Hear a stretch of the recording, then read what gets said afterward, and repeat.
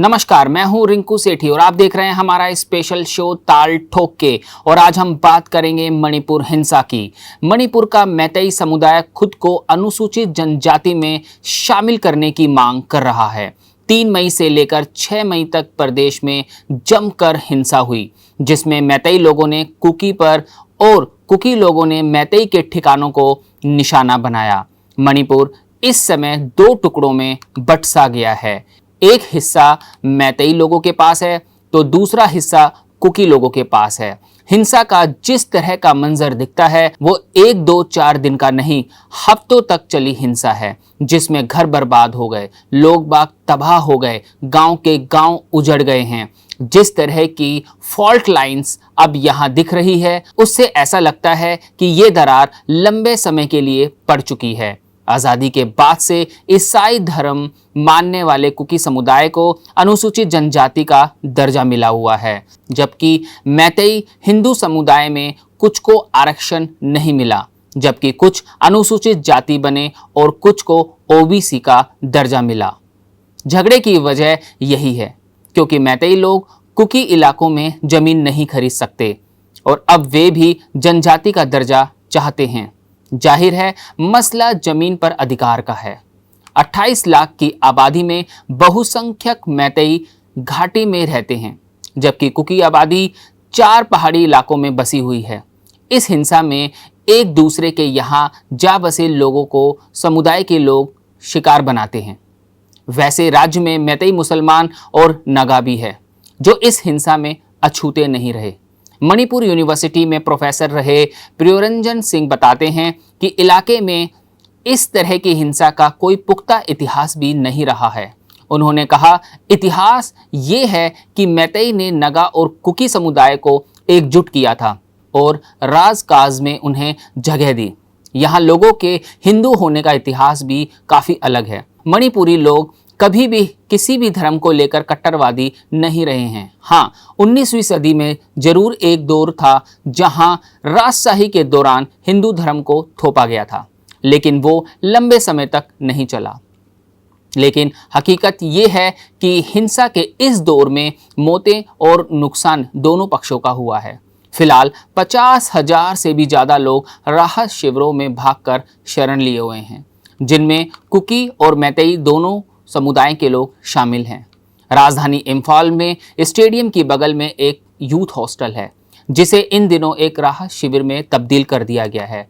खास बात यह है कि यहाँ पर 40 से ज़्यादा ऐसी महिलाएं हैं जो हिंसा शुरू होने के समय गर्भवती थी। पिछले 1 महीने में यहाँ 4 बच्चों ने जन्म भी लिया और इन माताओं ने सपने में भी नहीं सोचा होगा कि इनके बच्चे एक रिलीफ कैंप में पैदा होंगे जो कॉन्फ्लिक्ट चिल्ड्रन कहलाएंगे। पिछले कुछ सालों में राज्य की सियासत ने पूर्व मैतेई हिंदू राजघराने की बढ़ती लोकप्रियता को भी देखा है। पूर्व राजघराने के महाराजा लिंचेम्बा संजाओबा इस समय भाजपा के राज्यसभा सांसद हैं।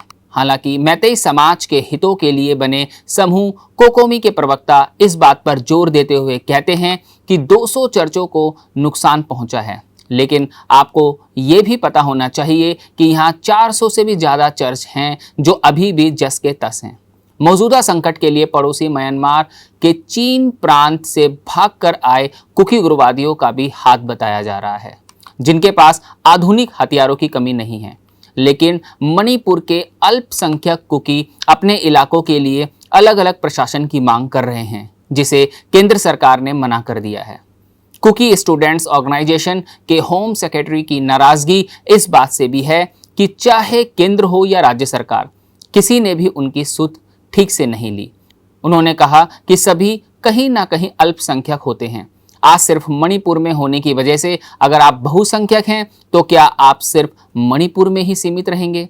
इतनी सारी दूसरी जगह हैं जहां उन्हें भी हमारी तरह के हालात का सामना करना पड़ सकता है।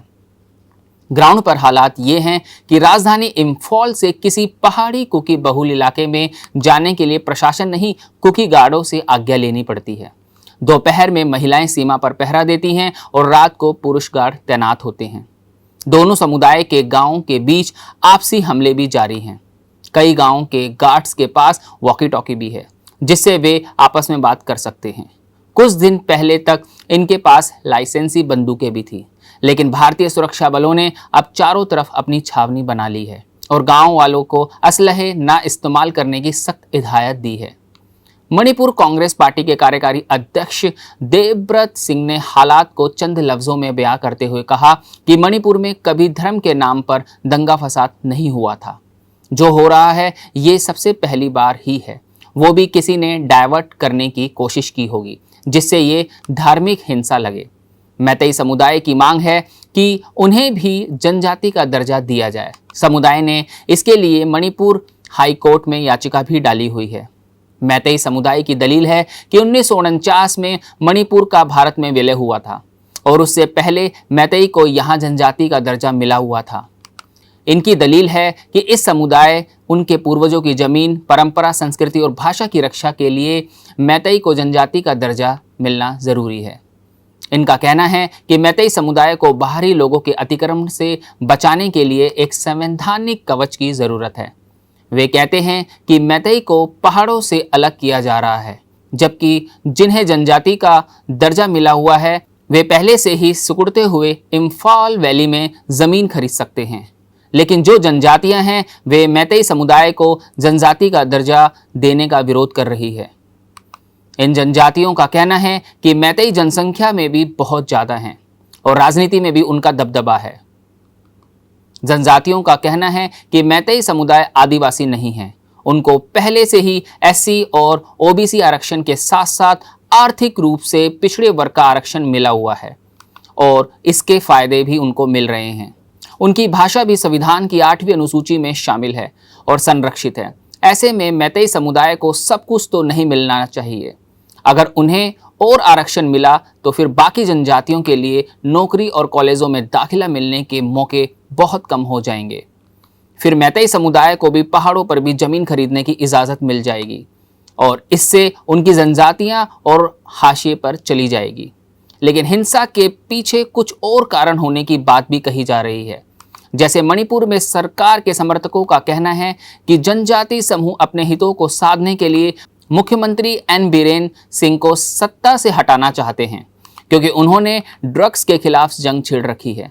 प्रदेश में वीरेन सिंह की सरकार अफीम की खेती को नष्ट कर रही है और कहा जा रहा है कि इसकी मार म्यांमार के अवैध प्रवासियों पर भी बढ़ रही है, जिन्हें म्यांमार से जुड़ा अवैध प्रवासी बताया जा रहा है। वे मणिपुर के कुकी और जोमी जनजाति से ताल्लुक रखते हैं।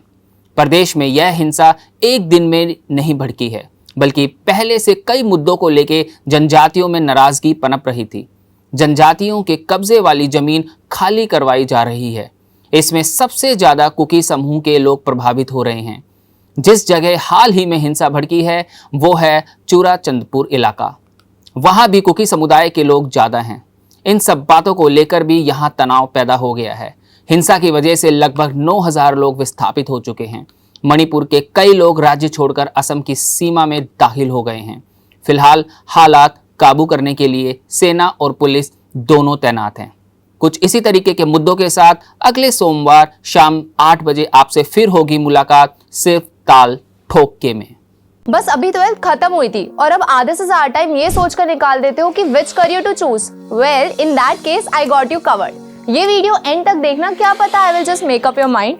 You must have thought of कोई बस ऐसा कोर्स मिल जाए जहाँ अनलिमिटेड जॉब ऑप्शन हो, क्योंकि मैं भी यही सोचती थी। जैसे कि journalist, news anchor, radio jockey, screen writer, video editor, event manager, graphic designer, cinematographer, director, public relation officer, entrepreneur. In fact इन सबसे भी ज्यादा जॉब ऑप्शंस चाहिए।